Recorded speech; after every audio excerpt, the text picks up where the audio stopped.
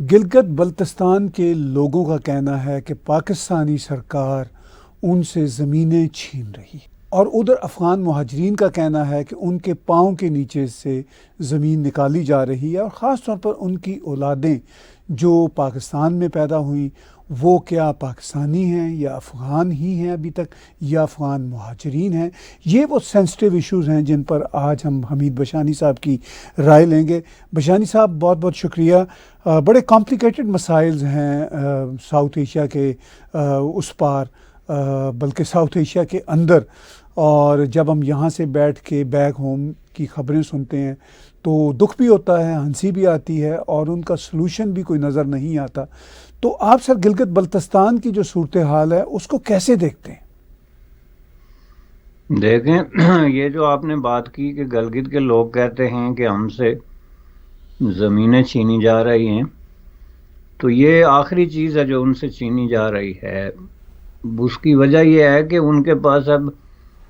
کھونے کے لیے ہے ہی کچھ نہیں، ان سے ہر وہ چیز جو پاسیبلی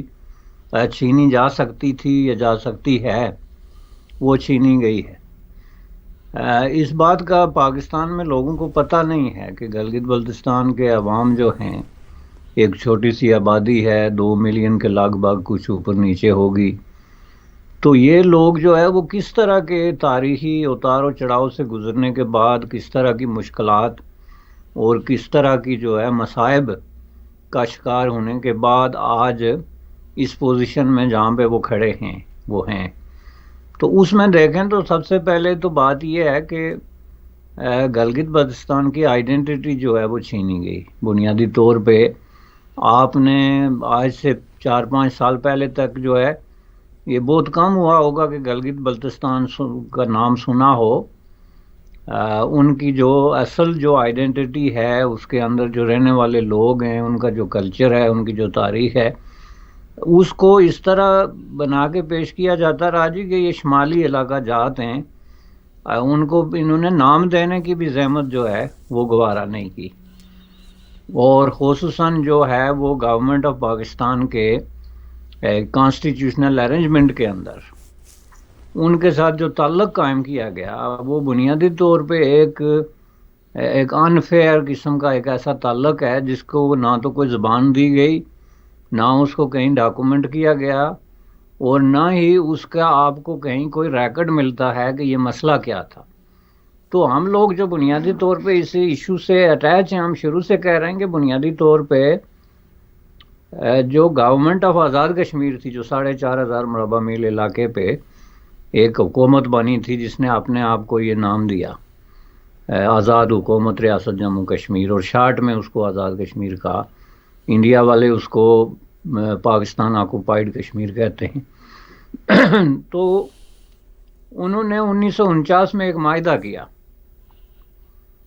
پاکستان کے ساتھ، اور بازار یہ لفظ جب لوگ کہتے ہیں معاہدہ کیا تو میری ہنسی چھوٹ جاتی ہے، لیکن مطلب اس کو اور کوئی نام دیا نہیں جا سکتا۔ تو معاہدہ ہی کیا پاکستان کے ساتھ کہ جی ہم لوگ جو ہیں، ہمارے پاس اتنے وسائل نہیں ہیں، اور ہم اس پوزیشن میں نہیں ہیں کہ ہم گلگت بلتستان کے علاقے کی دیکھ بھال کر سکیں یا اس کا انتظام اور انسرام جو ہے وہ چلا سکیں، تو اس لیے ہم جو ہے یہ علاقے حکومت پاکستان کے حوالے کرتے ہیں۔ اب ظاہر ہے اس کا معاہدے پہ میں ہنسی کی بات اس لیے کر رہا ہوں کہ ظاہر ہے یہ حکومت پاکستان کی ڈیمانڈ پہ جو ہے ان کو کہا گیا کہ یہ علاقے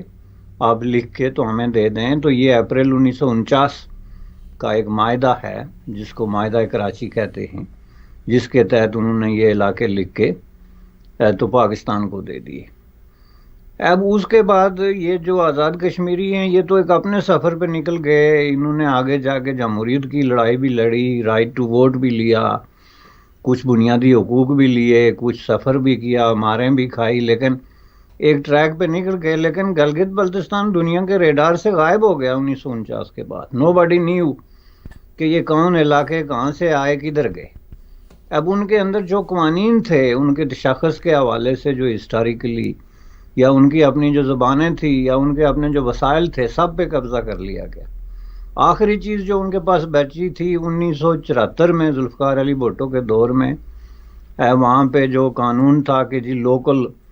لو یہاں سے کوئی آگے زمینیں نہیں خرید سکتا، اس کو ختم کر دیا گیا، جس کی وجہ سے ایک بہت بڑی تعداد میں جو ہے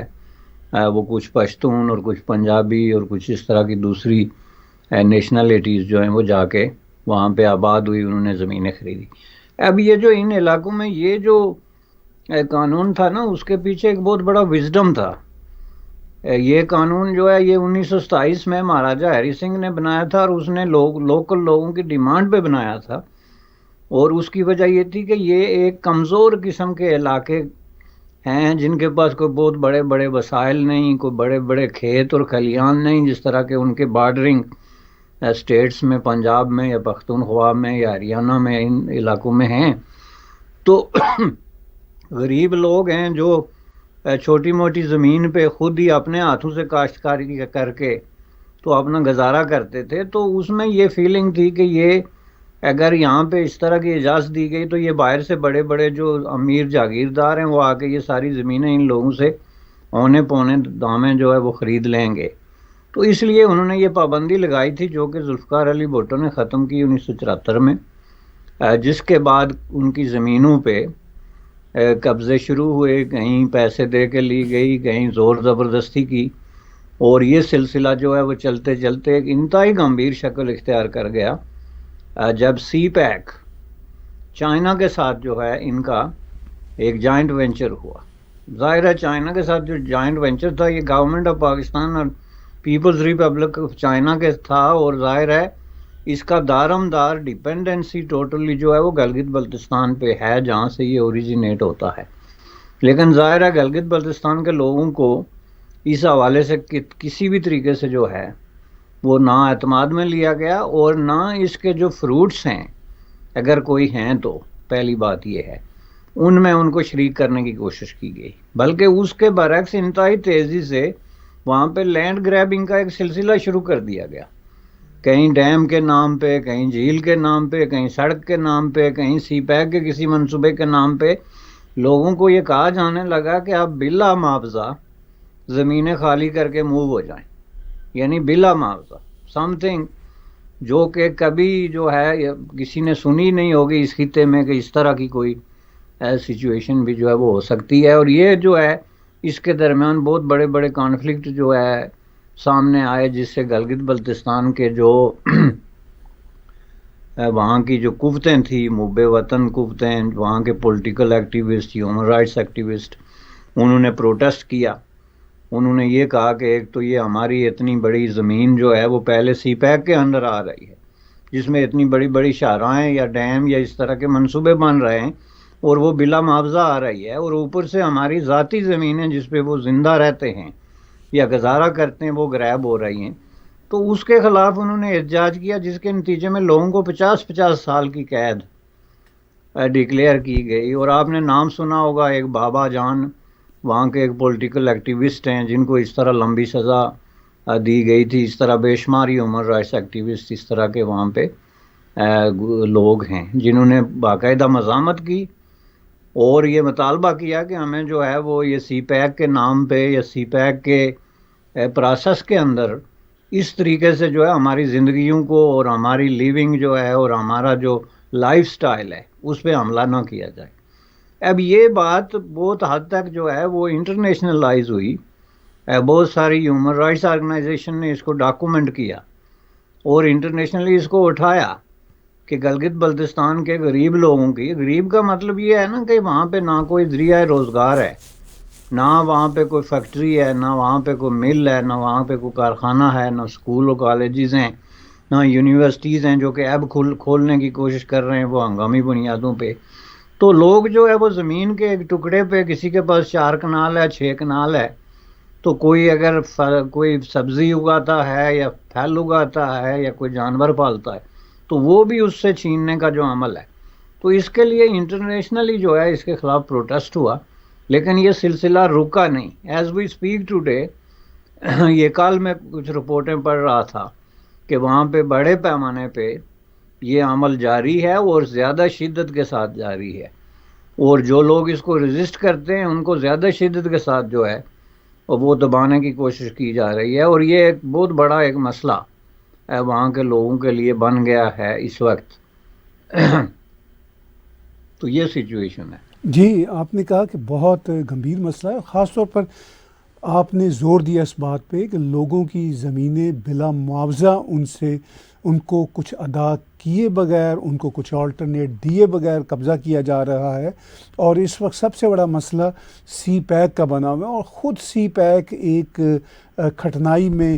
ہے پورے کا پورا پروجیکٹ. کبھی چائنا پاکستان سے خوش ہوتا ہے، کبھی وہ پاکستان سے ناراض ہو جاتا ہے، کبھی وہ پروجیکٹ چل پڑتا ہے، کبھی رک جاتا ہے. اور جو گلگت بلتستان کے لوگ ہیں وہ شدید مسائل کا شکار ہیں. تو بشیر صاحب، بیچ میں آپ نے ذکر کیا کہ جو کوٹ ان کوٹ محب وطن گلگتی تھے، بلتستانی تھے، وہ بھی اب تنگ آ گئے ہیں، وہ بھی پروٹیسٹ نکال رہے ہیں. تو یہ مسئلہ کیا پاکستان کی سرکار انڈرسٹینڈ کرے گی؟ کیا ان کے جو کم از کم رائٹس ہیں، میں سارے رائٹس کی بات نہیں کر رہا، جو کم از کم رائٹس ہیں ان کا خیال کرے گی، یا پھر یہ مسئلہ اور بگڑے گا؟ آپ کو کس طرف جاتا نظر آ رہا ہے؟ دیکھیں جی، بنیادی طور پہ اگر نٹ شیل میں کوئی مجھ سے پوچھے کہ گورنمنٹ آف پاکستان جو ہے وہ گلگت بلتستان میں کر کیا رہی ہے، یعنی کیا ایسا غلط کام ہے جو کر رہی ہے جس کے خلاف پروٹیسٹ ہو رہی ہے، تو میں کہوں گا کہ وہ جو ہے بنیادی طور پہ ان لوگوں کا جو یہ زمینیں گریب کرنے کے حوالے سے تو بہت معمولی بات ہے، لیکن ان کی جو رائٹ ہے، رائٹ ٹو انٹائٹلمنٹ یعنی آنرشپ جس کو آپ کہتے ہیں، حق ملکیت، کہ جس بھی علاقے میں، کسی ٹیریٹوری میں، کسی صوبے میں، کسی ضلع میں آپ بستے ہیں، اس کے اندر جو آپ کی حق ملکیت ہوتی ہے اس کو وداؤٹ کانسٹیٹیوشنل پروسیڈنگز کے کوئی بھی گورنمنٹ جو ہے وہ جا کے آپ سے نہیں چھین سکتی، اور نہ اس کو چھیننے کا کوئی تصور انٹرنیشنلی جو ہے وہ کہیں موجود ہے. چونکہ حق ملکیت کا مطلب ہے کہ آپ اپنی دھرتی کے خود مالک ہیں، اور وہاں پہ یہ گلگت بلتستان کے عوام کا رائٹ ہے کہ وہ بیٹھ کے اپنی کونسل کے ذریعے، اپنی جو ہے وہ اسمبلی کے ذریعے، یا اپنے کسی اور فورم کے ذریعے، ضلع کونسل کے ذریعے، کسی بھی الیکٹڈ فورم کے ذریعے اس سلسلے میں قوانین بنائیں کہ یہاں سے جو زمینیں لی جا رہی ہیں، خواہ وہ سی پیک کے نام پہ ہیں، ٹوریزم پہ نام پہ ہیں، کسی اور ڈیولپمنٹ کے نام پہ ہیں، یہ جو ہے کن شرائط پہ، کس معاوضے پہ یا کس قیمت پہ جو ہے وہ لی جانی چاہیے. چاہے جائے کہ آپ اسلام آباد سے ایک پالیسی بنا کے تو وہاں کے لوگوں پہ یہ امپوز کر کے تو ان کو ان کا حق ملکیت جو ہے وہ ڈینائی کریں. دوسرا جو سب سے بڑا خوفناک عمل رائٹ فرام 1947 سے گلگت بلتستان کے عوام کے خلاف جو روا رکھا گیا ہے، وہ ہے ان کو ان کا جو حق حکمرانی ہے اس سے محروم کرنے کا، جو سب سے بڑی بات ہے. اب یہ حق حکمرانی، اس پہ ذرا آپ غور کریں تو بڑی حیرت ہوتی ہے کہ یہ پاکستان میں فاٹا کے بعد واحد خطہ تھا جس میں 1947 سے لے کے تو تقریباً 50 سال تک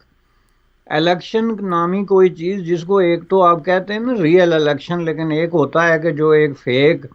ایک سرسری قسم کی کوئی رسم کے طور پہ آپ کچھ چیزوں کو وہ کرتے ہیں، اس کی بھی زحمت گوارا نہیں کی گئی. اور اس کا سب سے بڑا ثبوت یہ ہے کہ اس پوری ٹیریٹوری کو کوئی سٹیٹس دینے سے، جس کی وجہ سے اس کی کوئی آئیڈینٹی یا اس کی جو حیثیت کا تعین ہو، اس سے جو ہے وہ 70 سال سے اجتناب کیا جا رہا ہے. آپ نے دیکھا کہ جو ڈیفرنٹ قسم کے آئیڈیاز فلوٹ ہو رہے ہیں جی، کہ کبھی کہتے ہیں جی گلگت بلتستان کو صوبہ بناتے ہیں، کبھی کہتے ہیں جی اس کو ہم ایک لوکل اتھارٹی کے طور پہ آزاد کشمیر کی طرح ریکوگنائز کر کے تو اس کو اپنا بندوبست جو ہے وہ دیتے ہیں، کبھی کہتے ہیں جی اس کو ہم کسی جو ہے وہ مرج کرتے ہیں ارد گرد کے جو علاقے ہیں WFP وغیرہ کے ساتھ، اور اس میں لوگوں کا رائٹس دیتے ہیں. لیکن بنیادی طور پہ اس وقت جو چیز ہے وہاں پہ وہ یہ ہے کہ پاکستان کے کانسٹیٹیوشن کے اندر کہیں بھی گلگت بلتستان کی جو ٹیریٹوری ہے اس کی پاکستان کے ساتھ جو ریلیشن شپ ہے اس کی کوئی ڈیفائن نہیں کیا گیا، نہ اس کے لیے کوئی ارینجمنٹ موجود ہے. چونکہ پاکستان کے کانسٹیٹیوشن میں ظاہر ہے کہ جو وہ علاقے آئیڈینٹیفائی کیے گئے ہیں جو پاکستان کا حصہ ہیں، جس میں پاکستان کے 4 صوبے شامل ہیں، اس میں یہ نہیں لکھا ہوا ہے کہ گلگت بلتستان بھی کوئی ٹیریٹوری ہے اور اس کے ساتھ ہماری کیا ریلیشن شپ ہے۔ اس میں یہ لکھا ہوا ہے کہ کشمیر کے لوگ جب یہ فیصلہ کریں گے اپنے مستقبل کا تو پاکستان کے ساتھ ملنے کا، تو ہم ان کے ساتھ پھر کانسٹیٹیوشنل ارینجمنٹ کریں گے، اور اسی کے اندر انہوں نے گلگت بلتستان کو بھی ڈالا ہوا ہے۔ یہی وجہ ہے کہ ہیومن رائٹس وائلیشنز کے حوالے سے 1947 سے لے کے تو انٹل ریسنٹلی وہاں پہ جو ہے وہ دنیا کی خوفناک ترین وائلیشنز آپ جس کو کہہ سکتے ہیں ہوئی ہیں، چونکہ بنیادی طور پر جس علاقے کے اندر کوئی ڈیموکریٹک سیٹ اپ ہی نہیں ہے، نہ ان کے اپنے لوکل لیول پہ اور نہ ہی پاکستان کے ساتھ جس طرح کی ارینجمنٹ کے اندر وہ ہیں جس میں ان کا کوئی سٹیٹس ہی نہیں ہے، اس کی وجہ سے ان کے جو چیلنجز ہیں کہ فار ایگزامپل اگر کہیں پہ ہیومن رائٹس کی بڑی وائلیشن ہو رہی ہے اور وہ کسی کورٹ میں اس کے خلاف جا کے تو بات کرنا چاہتے ہیں، تو پاکستان کے سپریم کورٹ میں اگر جائیں گے گورنمنٹ آف پاکستان کی طرف سے کسی وائلیشن کے خلاف، تو سپریم کورٹ آف پاکستان ان کو کہے گا کہ آپ ہماری جورسڈکشن میں نہیں آتے، چونکہ ہم تو کام کرتے ہیں کانسٹیٹیوشن کے اندر، اور کانسٹیٹیوشن کے میں آپ کے کہیں کوئی جو ہے وہ آپ موجود نہیں ہیں۔ وہ جائیں گے اپنے علاقے کے اندر تو ان کا اپنا چیف کورٹ کہے گا کہ جی ہمارا ڈیسیجن تو پاکستان میں اپلیکیبل نہیں، چونکہ وہ ہماری جورسڈکشن سے باہر ہے، تو ہم آپ کی کوئی مدد نہیں کر سکتے۔ یعنی اس طرح کا جو کھیل ہے، اس کا نیٹ شل کیا ہے کہ جی آپ ہمارا حصہ نہیں ہیں، ہمارے کانسٹیٹیوشن میں آپ کی کوئی ڈیفینیشن نہیں ہے، آپ جو ہے وہ ڈیفائن نہیں ہوئے، اس لیے ہم کسی بھی طریقے سے آپ کے ساتھ برابری کی بنیاد پہ کوئی اس طرح کی ڈیلنگ نہیں کر سکتے۔ لیکن جہاں تک تعلق ہے ان کے وسائل پہ قبضہ کرنے کا، مثلا ان کی زمینیں خریدنے کا یا بلا معاوضہ ہڑپ کرنے کا، یا ان کے علاقے اٹھا کے تو چائنا کو گفٹ کرنے کا، یا اس طرح کے جو سی پیک کے منصوبوں میں ڈالنے کا، اس میں ان کو کہیں یہ نہیں نظر آتا کہ گلگت بلتستان جو ہے وہ کانسٹیٹیوشنلی پاکستان کا حصہ نہیں ہے، جس کا نتیجہ یہ نکلا کہ جب سی پیک بنا تو یہ جب شور شرابہ شروع ہوا تو چائنا نے جو ہے نا بڑے پیمانے پہ ان کو پریشرائز کیا، اور اس کی وجہ یہ تھی کہ انڈیا نے اس پہ پروٹیسٹ کیا کہ جی گلگت بلتستان تو ہمارا حصہ ہے، چونکہ یہ former state of Jammu and Kashmir کا حصہ ہے، اور former state of Jammu and Kashmir چونکہ مہاراجہ ہری سنگھ نے ایکسیشن کیا تھا انڈیا کے ساتھ، اس لیے یہ علاقہ ہمارا ہے، تو اس کو آپ سی پیک میں یا چائنا کے حوالے سے یا اس طرح کسی انٹرنیشنل ارینجمنٹ میں نہیں لے جا سکتے، جس کے نتیجے میں انہوں نے کوشش کی کہ وہ گلگت بلتستان کو صوبہ بنا کے یا کسی اور طریقے سے جو ہے وہ اس کا ایک سٹیٹس ڈیفائن کریں تاکہ ان کو چائنا کے ساتھ ڈیل کرنے میں آسانی ہو، لیکن وہ بھی نہیں ہو سکا۔ اس کی وجہ میں آپ کو بتاتا ہوں کہ وہ بھی اس لیے نہیں ہو سکا کہ پاکستان کی اسٹیبلشمنٹ کے اندر ایک ایسی مینٹالٹی موجود ہے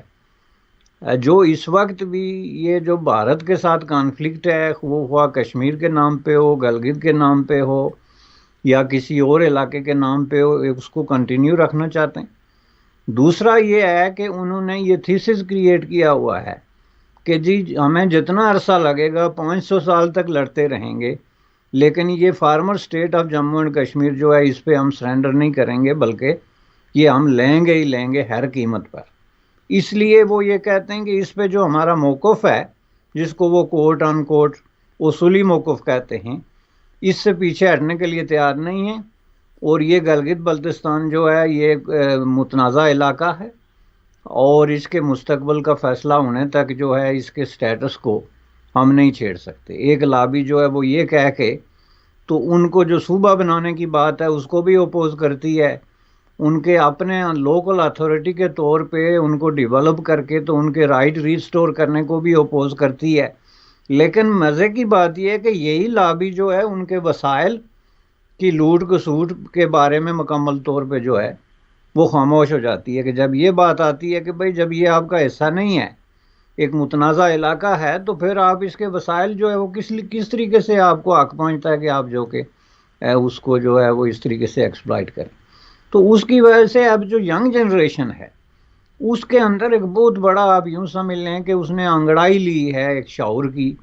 سطح پہ، اور ان کے اندر ایک بہت بڑے پیمانے پہ غم اور غصہ ہے کہ بھائی یہ گزشتہ 70 سال سے ہمارے ساتھ ہوتا کیا رہا ہے کہ دنیا کہاں سے کہاں تک پہنچ گئی، اور ہم لوگ جو ہیں سڑک، پانی، بجلی، زندگی کی بنیادی ضروریات سے لے کے تو جو موسٹ فنڈامنٹل چیزیں ہیں جیسے ہیومن رائٹس ہیں، یا آپ کی ایجوکیشن ہے، یا آپ کی صحت ہے، یا آپ کی جناب خوراک ہے، ان سب چیزوں سے اس برے طریقے سے ہمیں محروم رکھا گیا. تو اس سب کو اگر آپ جمع کر کے دیکھیں نا تو ایک خوفناک تصویر ابھرتی ہے. اور یہ جو کالونیل دور کی ہم مختلف مثالیں دیتے رہتے ہیں نا کہ فلاں پرتگیزیوں نے اپنی نو آبادی میں یہ کر دیا تھا، یا فرانسیسیوں نے افریقہ میں یہ کر دیا تھا، یا انگریزوں نے ہندوستان میں یہ کر دیا تھا، وہ اس کے مقابلے میں کچھ بھی نہیں ہے. دیر از نو کمپیریزن، چونکہ اس میں جدید ترین جو ٹیکٹسز ہیں ظلم کے، تشدد کے، ناانصافی کے، اور اس کے اوپر ڈبل سپیک کے، اور جو جدید طریقے نکلے ہیں قوموں کو غلام بنانے کے اور ان کے حقوق سے ان کو محروم کرنے کے، وہ سب طریقے وہاں پہ آزمائے جا رہے ہیں. بشانی صاحب، آپ نے بہت تفصیل کے ساتھ بڑے اہم نکات پیش کیے کہ گلگت بلتستان کے لوگوں کے پاس حق ملکیت بھی نہیں ہے، حق حکمرانی بھی نہیں ہے، کانسٹیٹیوشنلی بھی وہ خلا میں لٹکے ہوئے ہیں، اور اس کے ساتھ ساتھ ان کے ساتھ جو سلوک ہو رہا ہے وہ اگر کلونیل دور کے ہم جو سپریسرز ہیں، اوپریسر ہیں، اگر ان کے بھی دیکھیں معاملات تو وہ بھی شاید اتنے خطرناک نہیں تھے جتنے وہ پاکستان کی جو آرمی ہے ان کے ہاتھوں پس رہے ہیں. جو آپ نے باتیں کی اس سے تو یہی نتیجہ نکلتا ہے، اور حقائق بھی ہمیں یہی بتاتے ہیں. ایک طرف پاکستان کلیم کرتا بھی ہے اور دوسری طرف اسٹریٹجیکلی اینڈ ٹیکٹفلی وہ یہ بھی کہتا ہے کہ جی یہ اٹانومی ہے، اس میں وہ خلا میں لٹکے ہوئے ہیں. اور بھارت کا بھی کلیم ہے کہ یہ ہمارا حصہ ہے، مگر پریکٹیکلی وہ بھارت کا حصہ بھی نہیں ہے. تو اس ساری صورتحال کے نتیجہ میں واقعی آپ درست کہتے ہیں کہ وہاں کے عوام میں اور خاص طور پر نوجوان طبقے میں ایک شدید سطح کی بے چینی پائی جاتی ہے. اور میں اب بات کو تھوڑا سا شفٹ کرتا ہوں، جو افغانیوں کی صورتحال ہے جو پاکستان میں رہ رہے ہیں، ان کو افغانی کہنا چاہیے کیونکہ ہم کینیڈا میں تو 3 سال میں سٹیزن شپ لے کے کینیڈین بن جاتے ہیں، اور وہ وہاں سے 40-50 سالوں سے رہ رہے ہیں. پہلے افغان مجاہدین کے نام پر تھے، پھر افغان مہاجرین کے نام پر بھی ساتھ ساتھ چلتے رہے. اب ان کی اولادیں وہاں پہ پیدا ہو گئی ہیں اور ان کو کہا جا رہا ہے کہ پاکستان چھوڑیں اور افغانستان جائیں، اور افغانستان میں طالبان کی بدترین حکومت قائم ہے، اور ایک طرف پاکستان کی طرف سے دباؤ ہے اور افغانستان میں بھی رہنا آسان نہیں ہے. تو اس ساری صورتحال کو آپ کیسے دیکھیں گے؟ یہ تو کسی نہ کسی طرح سے گلگت بلتستان اور پاکستان ایڈمنسٹریٹ کشمیر کے لوگوں کی حالت کے ساتھ بھی ملتی جلتی ہے. اس پہ کیسے تبصرہ کریں گے سر آپ؟ دیکھیں جی، بنیادی طور پہ اگر ہم اس کو ہسٹوریکلی دیکھیں تو جو افغان ریفیوجیز ہیں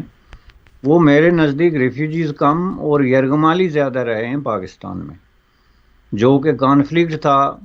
افغانستان کے اندر سوویت یونین کو لے کے،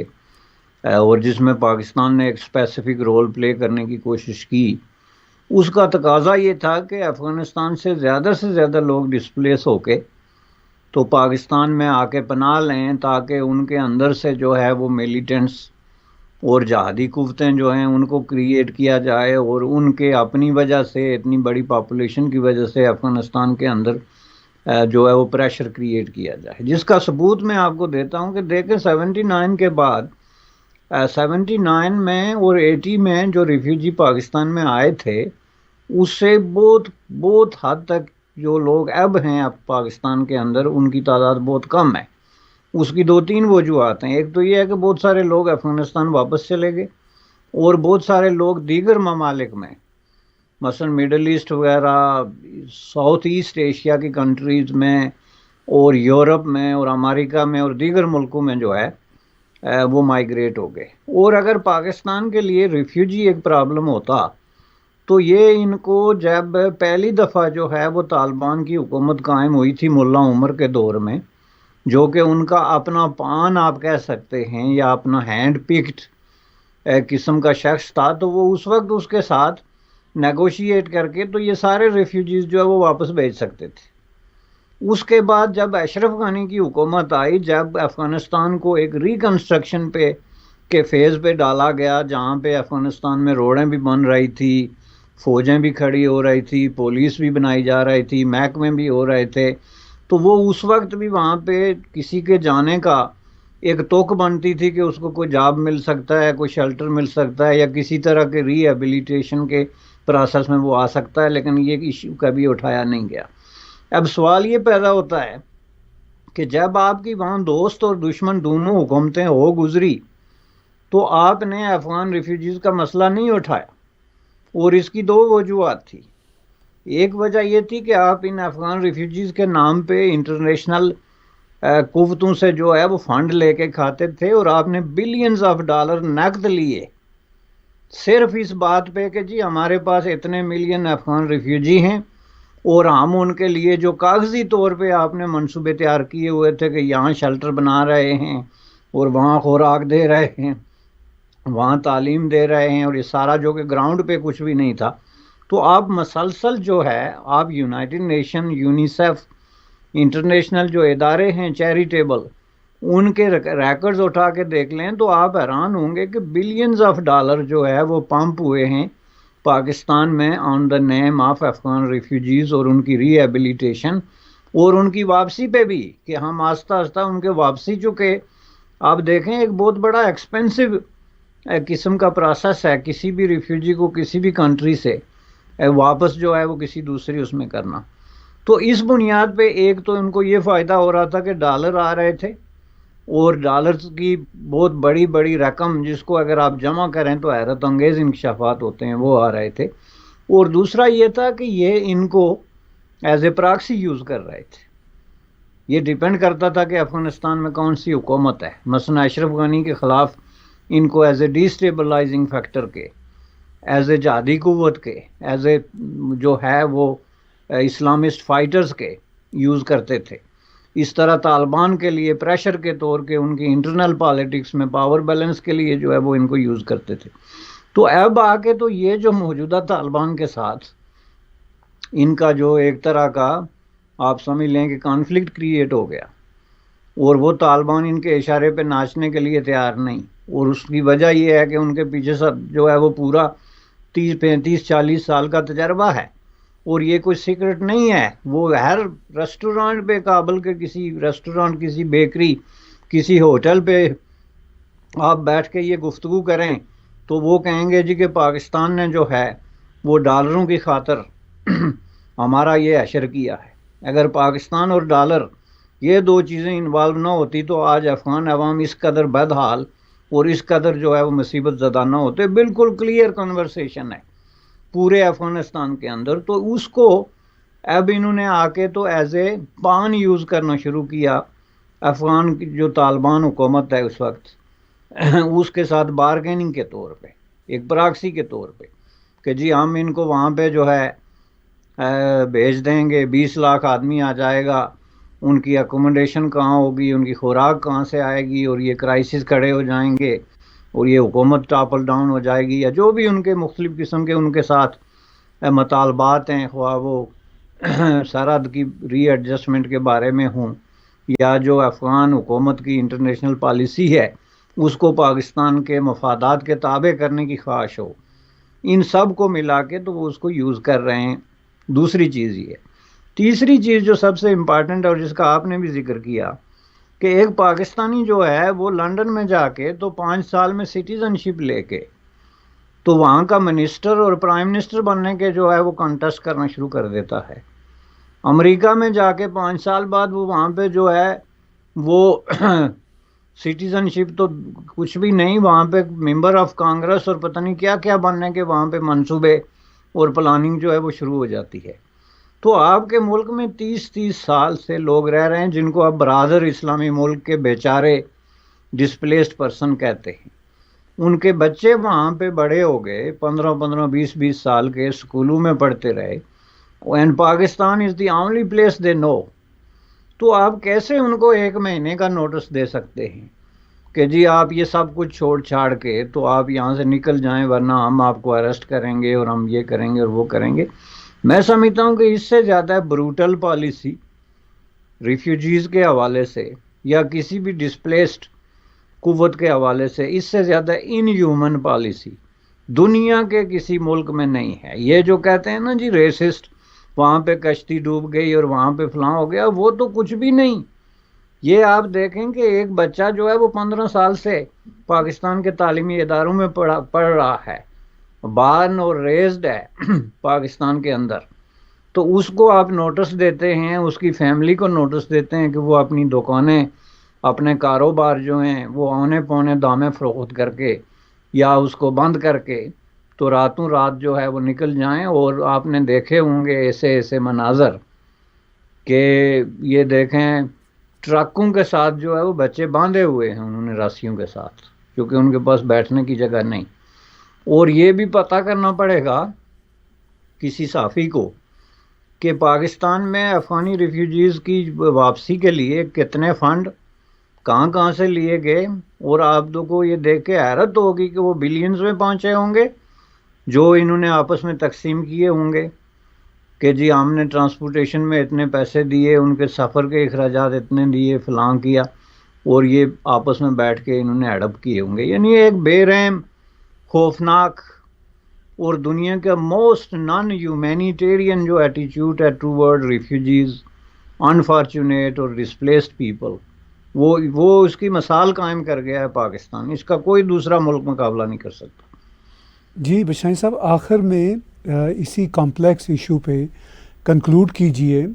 کہ پاکستان خود شدید اکنامک مسائل کا شکار ہے، دنیا میں اس کی آئسولیشن ہے انٹرنیشنل ڈپلومیٹک پلیٹ فارم پہ. تو کیا پاکستان کی اسٹیبلشمنٹ اور پاکستان کی پولیٹیکل ایلیٹ نے کوئی سبق نہیں سیکھا کہ دنیا کے ساتھ اپنے آپ کو جوڑنے کی خاطر وہ تھوڑا سا آپٹک کے لیول پر ہی ایٹ لیسٹ جو گلگت بلتستانی ہیں ان کے ساتھ جو سلوک کر رہے ہیں، یا یہ جن کو وہ افغان مہاجرین کہتے ہیں ان کے ساتھ جو سلوک کر رہے ہیں، وہ کم از کم نہ ہو؟ کیونکہ افغانستان میں بھی پاکستان کے خلاف ایک شدید ریاکشن پایا جاتا ہے، چاہے وہ طالبان کی سطح پہ ہو چاہے عام عوام کی سطح پہ ہو. اسی طرح پاکستان نے جو گلگت بلتستان یا آزاد کشمیر جس کو وہ کہتے ہیں کہ لوگوں پہ جو اپنا کہا ہوا ہے کہ ہم آپ کے نگران ہیں، ہم آپ کے خیر خواہ ہیں، وہاں پر بھی اچھا تاثر نہیں ہے. تو آخر میں کیسے آپ بریفلی کنکلوڈ کریں گے کہ کیا پاکستان اپنے تمام موجودہ مسائل کے باوجود سبق نہیں سیکھ رہا؟ اس کی جو اشرافیہ ہے، جو اس کی اسٹیبلشمنٹ ہے، فیصلہ کرنے والے جو اسٹیک ہولڈر ہیں، وہ اپنے رویے کو کیوں بدل نہیں رہے؟ دیکھیں جی، یہ بالکل کلیئر ہے کہ وہ کوئی سبق نہیں سیکھ رہے ہیں. اس کی وجہ یہ ہے کہ یہ جو کچھ وہ کر رہے ہیں یہ ان کی پالیسی ہے اور اس کو وہ اپنی سکسس سمجھ رہے ہیں. یہ تو ہم اور آپ جیسے لوگ ہیں جن کو حیرت ہوتی ہے کہ ان کی جو ڈگری آف فیلئر ہے اور جو تباہی اور بربادی کا جو سچویشن ہے اس کو ڈیفائن کرنا بھی لفظوں میں مشکل ہو گیا ہے. لیکن وہ سمجھتے ہیں کہ ہم بہت بڑے سمارٹ لوگ ہیں. جی دیکھیں، ہم نے 30-35 سال سے یہ افغان ریفیوجیز کے نام پہ جو ہے کتنے بڑے ڈالر کمائے ہیں، اور ان افغان ریفیوجیز نے پاکستان کے اندر اکانومی میں جو بنیادی رول پلے کیا. یہ میں آپ کو بتا دوں کہ یہ خود جو ہے وہ اسٹیبلشمنٹ کی رپورٹ ہے کہ کوئٹہ کی جو اکانومی ہے اس میں 50% شیئر جو ہے وہ افغان اللیگل لوگوں کا ہے. وہ بھی ریفیوجی کی بات نہیں کر رہے بلکہ اللیگل، یعنی جن کو انہوں نے نکالنا ہے، جس کا مطلب یہ ہے کہ وہ 50% یعنی آدھا کوئٹہ جو ہے وہ کس کے ہاتھ میں جائے گا؟ Who is going to replace that? کہ جب کہ آپ نے یہ اعلان بھی کر دیا ہے کہ آپ 50,000 روپے سے زیادہ ہے، 50,000 روپے آپ ڈالروں میں ذرا کنورٹ کر کے دیکھیں کتنا، $200 بنتا ہے، 300 بنتا ہے، اس سے زیادہ آپ لے نہیں جا سکتے. تو وہاں جو ان کے ملینز آف جو ہے ڈالرز کے بزنسز ہیں آپ خود ایڈمٹ کرتے ہیں کہ صرف کوئٹہ شہر میں 50% کنٹریبیوشن جو ہے وہ بزنس میں ان لوگوں کا ہے. وہ کون ٹیک اوور کر رہا ہے, وہ کون لے رہا ہے؟ تو اس حساب سے جناب یہ ان کے لیے فخر کی بات ہے. یہ سمجھتے ہیں کہ ہم جو ہے بہت چالاک ہیں اور ہم بڑے سمارٹلی جو ہے اس طرح کے معاملات کو اور کرائسس کو اپنے الٹیمیٹ فائدے کے لیے استعمال کرتے ہیں. افغان مہاجرین کو ہم نے استعمال کیا 50 سال تک, اور اب وقت آ گیا کہ ان کو نکالا جائے تو ہم نکال رہے ہیں, کسی دباؤ میں نہیں آ رہے, نہ کسی طرح کی کوئی جو ہے چیز ہم کنسیڈر کر رہے ہیں. تو یہ بنیادی طور پہ جو ہے وہ ایک بند ذہن جس کو آپ کہتے ہیں نا ٹوٹلی کلوزڈ مائنڈ, جس کے اندر سوچنے اور سمجھنے کی صلاحیت ختم ہو جاتی ہے. ایک ڈی جنریٹڈ قسم کی مینٹالٹی پاکستان کو رن کر رہی ہے,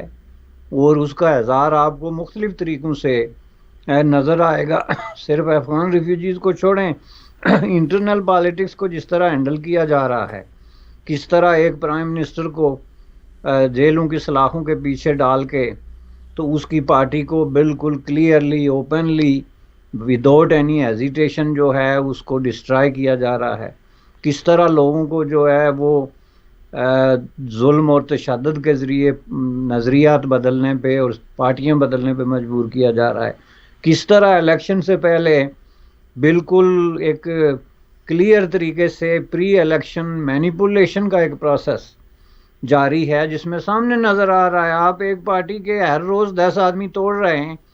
تو آپ اس کو کس ڈیفینیشن میں ڈالیں گے اگر یہ پری الیکشن ریگنگ یا مینیپولیشن نہیں ہے؟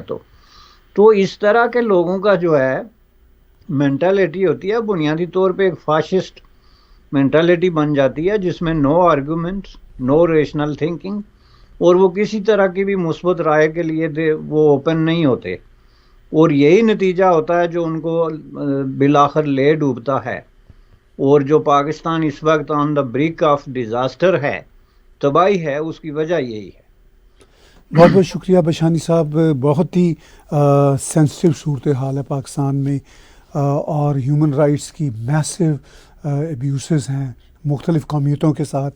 اور ہم کینیڈا میں بیٹھ کے عرصہ دراز سے آپ اور میں اور دوسرے ساتھی بھی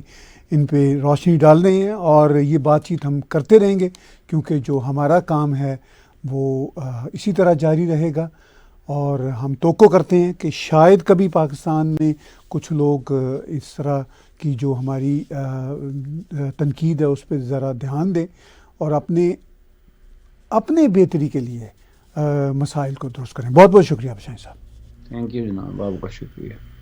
ویوز بات چیت سن رہے تھے بیرسٹر حمید بشانی صاحب کی تھرڈ اوپینین میں, اور آپ ہمارے ٹیگ ٹی وی کے یوٹیوب چینل کو سبسکرائب کیجئے. اس کے ساتھ ساتھ آپ اسی یوٹیوب کے چینل پہ ڈونیٹ کے بٹن کو کلک کر کے ہمیں کنٹریبیوٹ بھی کر سکتے ہیں. آج کی بات چیت میرے ساتھ اور بیرسٹر بشانی صاحب کے ساتھ دیکھنے سننے کا بہت بہت شکریہ.